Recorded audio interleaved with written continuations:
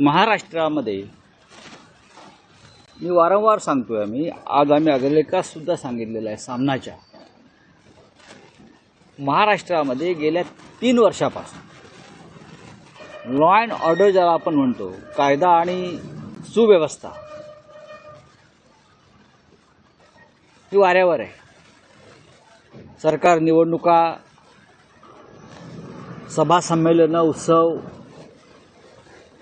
प्रधानमंत्र्यांचं आगत स्वागत, शिबिरं याच्यामध्ये गुंतून पडलंय. त्याच्यामुळे बीडपासून मुंबईपर्यंत, चांद्यापासून बांद्यापर्यंत कुठेही कायदा आणि सुव्यवस्था उरलेली नाही. सैफ अली खानवरती चाकू हल्ला झाला, मोठा कलाकार आहे. काल देशाचे प्रधानमंत्री मुंबईत होते, त्याच्यामुळे सगळी सुरक्षा व्यवस्था तिकडे असणार. प्रधानमंत्री जरी मुंबईत असले तरी या राज्यामध्ये काय चाललंय हा प्रश्न एकदा या राज्याच्या गृहमंत्र्यांनी स्वतःला विचारायला हवा. आम्ही त्यांच्यावरती काही भाष्य केलं की त्यांना यातना होतात, वेदना होतात, पण महाराष्ट्रामध्ये सामान्य जनतेला सुरक्षा नाहीच आहे. रस्त्यावर, घरात, झोपड्यात, चाळीमध्ये कुठेही चोर आणि दरोडेखोर घुसतायत, बँकात घुसतायत. पण आता हे जे कलाकार आहेत, मोठे मोठे, ज्यांच्या घराला बाहेर सिक्युरिटी आहे, त्यांना स्वतःला सुरक्षा व्यवस्था आहे, तिथेही सरळ चोर घुसतात आणि हल्ला करतात. खरं म्हणजे हा नरेंद्र मोदी यांना धक्का आहे. प्रधानमंत्र्यांना 15 दिवसापूर्वी सैफ अली खान सहकुटुंब मोदींच्या भेटीला गेले होते आणि प्रधानमंत्र्यांनी त्यांच्या कुटुंबाबरोबर 1 तास व्यतीत केला होता.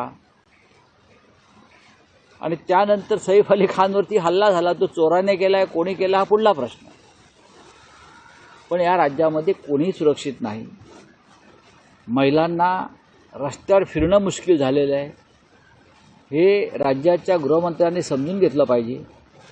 या राज्याची 90% सुरक्षा पोलीस हे महायुती म्हणून जो काय प्रकार आहे, त्यांचे आमदार, जे फुटलेले लोक आहेत त्यांच्या सुरक्षेसाठी आहे.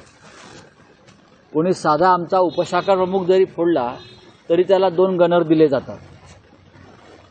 उपतालुका प्रमुख फुटला तरी त्याला 1 गनर दिला जातो, असं ते त्यांचं कोष्टक आहे. जिल्हा प्रमुख फोडला तर 5 गनर दिले जातात. पण सामान्य माणसाला कोणती सुरक्षा नाही. गद्दार आणि बेईमान, भ्रष्टाचारी, बिल्डर्स यांना सुरक्षा आहे, पूर्ण सुरक्षा आहे. सैफ अली खानला सुरक्षा असणार 100%. सैफ अली खान तर त्यांना या सरकारनं पद्मश्री दिलाय, भारत सरकारनं कधी काळी.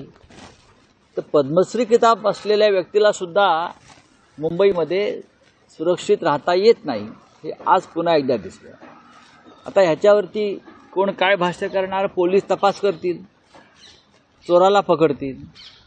पण तुम्ही अशा किती चोरांना पकडणार आहात? मुळात कायद्याचं उल्लंघन करणं, अशा प्रकारचा हल्ला करणं, ही भीती जी आहे कायद्याच्या संदर्भातली, ही भीती आज कोणाच्याही मनात राहिली नाही. दुर्दैवानं सैफ अली खानसारखा एक कलाकार आहे, त्याच्यावरती हल्ला झाला, गंभीर स्वरूपाचा हल्ला आहे. त्याच्यामुळे आज पुन्हा एकदा सरकार उघडं पडलेलं आहे. नागपूरमध्ये ज्या पद्धतीने पाहिलं तर मानसिक उपचार करणारा एक तज्ज्ञ आहे, त्याच्याकडनं 100पेक्षा जास्त महिलांवरती लैंगिक अत्याचाराचा गुन्हा दाखल झालेला आहे. का कसं काय बघणार? देवेंद्र फडणवीसांनी बघायला पाहिजे. यात आम्ही काय बघणार? मगाशीच बोललोय ना, अशा प्रकारच्या घटना, अशा प्रकारचे गुन्हे वाढत चाललेले आहेत. आता नागपूर हे मुख्यमंत्र्यांचंच गाव आहे आणि 100 महिलांवरती अत्याचार होईपर्यंत पोलीस काय करत होते हे काय एका दिवसात झालेलं नाहीत. गेल्या 3-4 वर्षापासून स्वतः देवेंद्र फडणवीस राज्याचे गृहमंत्री आहेत, तेव्हा याच्यावर त्यांनी भाष्य केलं पाहिजे. याला संपलं. बघा, हा तपासाचा विषय आहे. आमच्या हिशोबानं या विषयावरती पडदा पडलेला आहे. वाल्मिक कराड यांच्या संदर्भात जी लोकांची मागणी होती की त्यांना संतोष देशमुख प्रकरणात त्यांची चौकशी व्हायला पाहिजे, त्यांना मकोका कायद्याअंतर्गत त्यांच्यावर कारवाई व्हायला पाहिजे. सरकारने ती कारवाई केलेली आहे. त्याच्यामुळे ह्याच्यावरती प्रत्येक तपासावरती काय आहे त्याच्यावरती भाष्य देणं आणि तो प्रश्न विचारणं हे तपासामध्ये अडथळे निर्माण करण्यासारखं आहे.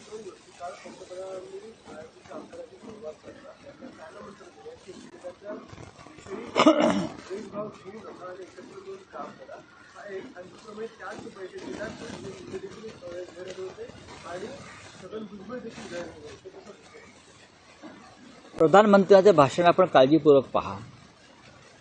माझ्या माहितीप्रमाणे एक गंभीर गोष्ट आहे. हा राजकीय मेळावा संरक्षण दलाच्या जागेत झाला, नौदलाच्या सभागृहात झाला अशी माझी माहिती आहे. आपण माहिती घ्या. जर इंडियन नेव्हीच्या एखाद्या सभागृहात भारतीय जनता पक्षाच्या किंवा त्यांच्या समर्थक आमदारांचा खासदारांचा मेळावा झाला असेल तर ही संधी इतर पक्षांना मिळणार आहे का? की लष्कराच्या, हवाई दलाच्या, नौदलाच्या जागेत, सुंदर जागेमध्ये खानपान सेवेसह हा मेळावा जर झाला असेल असं मी ऐकतोय, आज वृत्तपत्रात बातम्या सुद्धा आहेत, तर ती गंभीर आहे. मग या मेळाव्याचं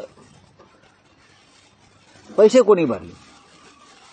जे काय बिल असेल, भाडा असेल ते भरले का? आणि ही मुभा सगळ्यांना मिळणार आहे का? आम्हालाही कुलाब्याच्या नेव्हीनगरला त्यांच्या सभागृहात सभा घ्यायची, आम्हालाही संधी मिळणार आहे. आम्हाला नेव्हीनगरमध्ये मेळावा घ्यायचा आहे. जर तुम्ही भारतीय जनता पक्षाला आणि त्यांच्या लोकांनाही संधी देत असाल तर आम्हालाही मिळायला पाहिजे ना. देश सगळ्यांचा आहे. पब्लिक प्रॉपर्टी असेल तर आम्हाला मिळायला पाहिजे. दुसरा तुमचा प्रश्न की प्रधानमंत्र्यांनी काय सांगितलं, एकमेकाविषयी द्वेषभावना ठेवू नका. म्हणजे काय? द्वेषभावनेचे सगळ्यात मोठं कोठार आहे भाजपा किंवा तुम्ही स्वतः. तुम्ही स्फोट करताय द्वेषभावनेचे. ते असंही म्हणाले आपल्या आमदारांना की प्रतिमा जपा, इमेज अपनी क्या करिए रखो ठीक से. अब जिस पार्टी में धनंजय मुंडे है, भुजबल जी है, एकनाथ शिंदे जी है, हसन मुश्रीफ है, अजित पवार है, प्रफुल्ल पटेल जी है, इनके ऊपर खुद प्रधानमंत्री ने भ्रष्टाचार के आरोप किए. हाँ, त्यांच्यावरती प्रधानमंत्र्यांनी भ्रष्टाचाराचे आरोप केलेले आहेत. हे सगळे लोक ज्या मंचावर उपस्थित आहेत किंवा पक्षात आहेत त्या पक्षाचे प्रमुख सांगतात आपल्या आमदारांना प्रतिमेला जपा. हा किती मोठा विनोद आहे. यासारखा विनोद नाही, जोक ऑफ द डिकेड आहे. की तुमच्या पक्षात कोण आहेत, तुमचे समर्थक कोण आहेत, दिल्लीत आणि महाराष्ट्रामध्ये तुम्ही कोणाच्या पाठिंब्याने सरकार बनवली आहेत. आपण वर्षभरापूर्वी, 2 वर्षभरापूर्वी ज्यांच्यावरती आरोप केलेत भ्रष्टाचाराचे ते तुमच्या बाजूला बसलेत आणि तुम्ही संदेश देताय व्यासपीठावरून प्रतिमेला जपा. कोणाची प्रतिमा? आपण या देशाच्या राजकारणाची प्रतिमा तुम्ही सगळ्यांनी मलिन केलेली आहे. त्याच्यावर बोला. मग अजित पवारांना सुद्धा गैरहजर झाकून ठेवायला पाहिजे होतं. एकनाथ शिंदेना सुद्धा झाकून ठेवायला पाहिजे होतं ना. भुजबळ आणि धनंजय मुंडे गैरहजर राहिले किंवा आहेत किंवा ठेवले, मग तोच न्याय जर असेल प्रतिमेचा तर मग सगळ्यात आधी अजित पवारांना झाकून ठेवायला पाहिजे होतं बाजूला टोपलीखाली. किंवा एकनाथ शिंदे असे अनेक लोक त्यांच्या पक्षामध्ये काल तिथे होते उपस्थित, मार्गदर्शन ऐकत होते. त्यांना का नाही झाकून ठेवलं? काहीतरी केमिकल लोच आहे त्यांच्या विचारात. लोकशाही मराठी ऐका, पहा, जागरूक रहा.